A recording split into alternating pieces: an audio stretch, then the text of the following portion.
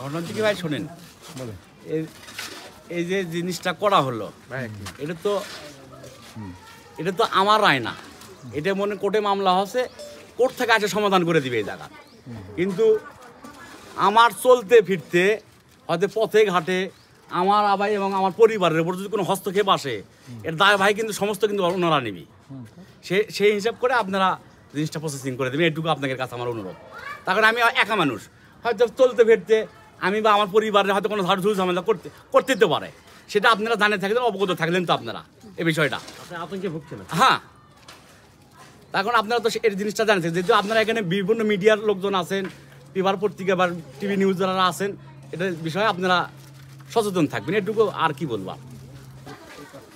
আমি আলামিন, আমার বাসা বগুড়া সদর থানার পল্লীমঙ্গল হাটে জঙ্গলপাড়া গ্রামে। এখানে কোর্টের নির্দেশে 140 ধারা জারি হয়েছে, কিছুক্ষণের মধ্যে এখানে বলবৎ হবে সেটা। এখন ঘটনা হচ্ছে কি, আমার দাদার সম্পত্তি যদি 28% রাস্তার সামনে হয়ে থাকে, আমিও কিন্তু হাফের দাবিদার, আমি কিন্তু একা পিছিয়ে থাকবো না কিন্তু। তারপরেও আমি যেটুকু দাবি করছিলাম, প্রশাসন থেকে আসে, ইউনিয়ন পরিষদ থেকে আসে, সবাই মীমাংসা করে আমাকে এখানে 2 ফিট জায়গা দিয়েছে, আমি মানে নিছিলাম। কিন্তু ওনারা সেটা ভাইলোট করে দিয়ে মনে করেন জোরপূর্বকভাবে পাশে তুলছে। আমি ইচ্ছে করলে তো এটা তো আগে তো ভেঙে দিতে পারতাম, কিন্তু তখন পারতাম, কিন্তু আমি করিনি। কারণ আমি আইনের আশ্রয় নিয়েছি, কোর্টে মামলা হয়েছে, এটা 140 ধারা জারি হয়েছে, হয়তো আধা ঘন্টা বা 1 ঘন্টার মধ্যে এখানে কার্যকর হবে সেটা, প্রশাসন আসতেছে। এখন আমি আমার দেখেন, আমার প্রাচীর সামনে ওখানে খুঁড়ে মনে করেন প্রাচীর ফেলে দিবে, ভেঙে দড়িয়ে করে রাখছে। আবার মনে করেন যে আমার ওয়াল ফেটে ফেলছে। দেখেন এই যে এটা আমার কিনা সম্পত্তি, এটা আমার গেট, এই গেটের সামনে রাতের আধারে খুঁড়ে মনে করেন দড়িয়ে করে মনে করেন আমার গেট লাগতেছে না, এই যে ওয়াল পুরোটা হেলে গেছে, এই গেটও লাগে না। এখন আমি সুষ্ঠু বিষয় দিচ্ছি, কোর্টের থেকে রায় হচ্ছে, আদালত থেকে রায় দিচ্ছে, থানার ওনারা ভূমি অফিস থেকেও আসতেছে এখানে। এখন কোর্ট থেকে যেটা রায় দিবে আমি সেটা মানিয়ে নেব। ওনারা বলতেছে যে আমি 7 শতক এখানে দিব, ওনারা ওই সাইডে নিবি। আমার 20 লাখ টাকা ক্ষতি হয়ে যাক, আমি দেখবো না। ওদের কোর্ট থেকে রায় যখন হবে তখন ওদেরটা ভেঙে গুঁড়ো করে দেখ, আমারটা ভেঙে গুঁড়ো করে দেখ, এটা সমতল করে দেখ, আমি মানে নেব। মানে সমতল করে দেওয়ার পর এখানে হাফ ভাগ হবে, এখানে এর আগে কোনো ভাগ হবে না। এখন কোর্ট থেকে যেটা রায় দিবে আমরা সেটা মানে নেব।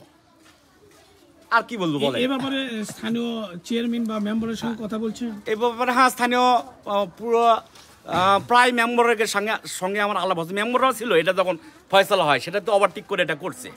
এখন মনে করেন মেম্বাররা ছিল, ওনারাও আছে, আমার সাথে আছে।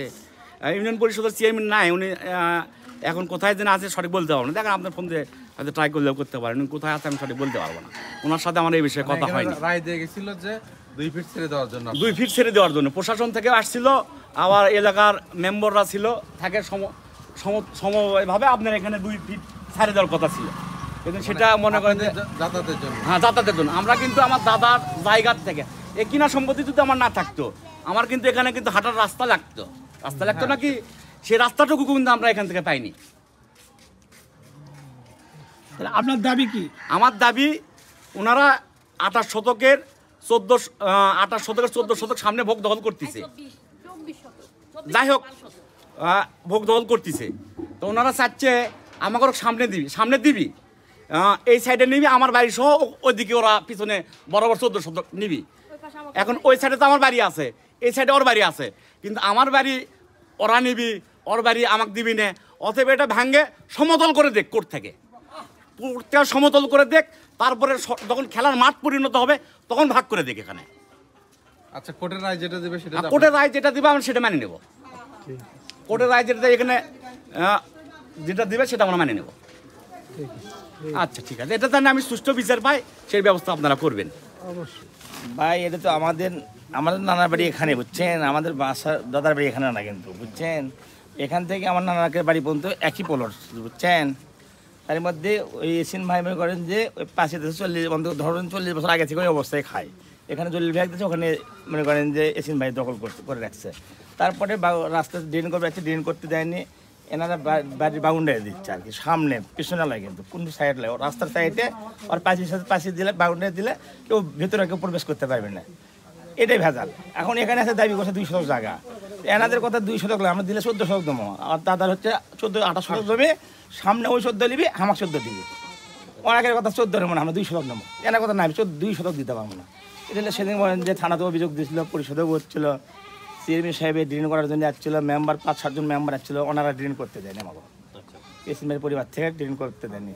এবং মনে করেন যে বুলবাজের ছেলে যে আছে, ওনার এক ভগ্নিপতি আছে, উনি কিন্তু বেশ কয়েকদিন এখানে আছে, মনে করেন যে চেষ্টা করছে ড্রেনটা করার জন্য এবং পাইপ দেওয়ার জন্য, এবং এই ঝামেলাতে আছে বুঝছেন। উনি কিন্তু অনেকের অভিমান করে চলে গেছে, এনাকের সাথে মানে নির্জ ছেলেটাও খুব হেভি ভালো মানুষ বুঝছেন।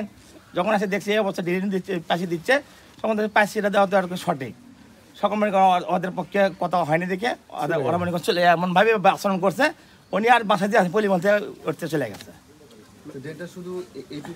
না না ড্রেন ওই মাথার থেকে হওয়ার কথা ছিল, ড্রেন মেম্বার সাহেব যেটা হচ্ছে যে এই যে পানিটা এই পরিবারের পানি নামানোর কোনো সিস্টেম নেই। আলামিন এখানে যে পানিটা ওই পাশ দিয়ে দিচ্ছে, ওই প্রাচীর ওমিন দিয়ে, সামনে তো আপনার জায়গা আছে, ওই পানিটা এই দিক দিয়ে তো আপনি খুঁড়ে এখানে রাখতে পারতেন, তাহলে ওখানে খুঁড়ে রাখলেন, ওদের প্রাচীরটা নষ্ট হয়ে এটা তো আমি বলতে পারবো না, আপনি সেটা তো না না না এটা তো আমি জানি না, এটা তো আলামিনও বলেনি, আলামিনও বলেনি, দলেও বলেনি, কেউ এই জায়গার ব্যাপারে আমাকে বলেনি। এবং এই ব্যাপারে যে আলামিন এত দূর পর্যন্ত দৌড়াচ্ছে, আলামিন আজ পর্যন্ত আমাকে কিন্তু বলেনি। আচ্ছা, যেভাবে প্রাচীর বা বাড়ির যেভাবে করার নিয়ম সেভাবে তো করেনি। ওই যে ইয়েটা দিচ্ছে, ইটেটা ছাড়ছে, ওই দিক দিয়ে যদি পাঁচিটা দিত তাহলে তো ওরা বাধা দিতে পারতো না, কিন্তু একবার ওদের পাঁচি লাগাই দিচ্ছে সামনে ওখানে পাঁচি, তো ওদের তো পাঁচি তো হচ্ছে ওই দিক দিয়ে যদি আপনি এক হাত ছাড়ে, এক হাত ছাড়লে তো আপনি এদের বাসায় আবার প্রবেশ করে মানুষ ওখানে পাঁচি দিবেন, তো ওনারা অনেকে যদি পাঁচি যদি প্রবলেম না থাকে বুঝছেন, তাহলে এই সাইড দিয়ে পাঁচি দিচ্ছে, ওনার পাঁচি ভাঙে গেলে, আলামিন এই পাঁচি ভাঙে গেলে এই পাঁচি ব্যবহার করলেও এদের কোনো আপত্তি নেই।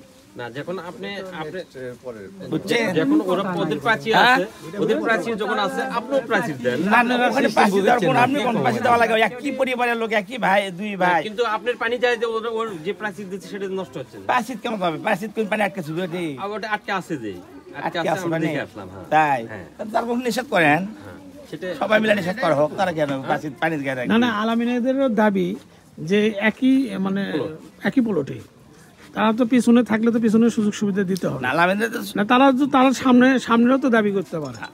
তারা তো দেওয়া স্বীকার করছে, ওনারা বলেছে 14 শতক জায়গা আমরা সামনে দিয়ে দেবো, আমরা 7-14 নম্বর, ওনারা 14 দিবি, ওরা 28 হাফ অংশ 14 পাওয়ার উপযুক্ত, আমরা পূর্ব সাইডে বাড়ি করছে, ওনারা কোনো পশ্চিম সাইড দিয়ে গোটাটাই 14 শতক দিবি, তাতে কোনো আপত্তি নেই, তাতে কোনো আপত্তি নেই নাকি?